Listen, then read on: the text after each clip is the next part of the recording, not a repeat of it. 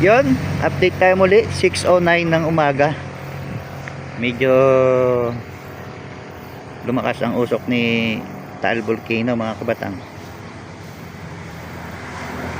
Pero isang part lang yung pinaglalabasan nila ng usok.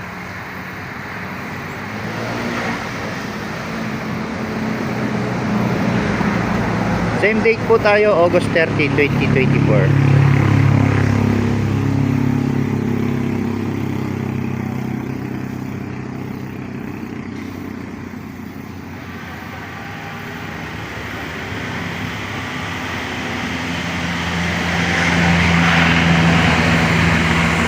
Yan. Yun na po ang huling update ko ngayong araw at ako'y pauwi na sa Silang, Cavite. Please pa-share mga kabatang. Sa mga hindi pa nakapag-follow, pa-follow naman po para update kayo lagi sa aking update sa Taal Volcano. Thank you so much and good morning.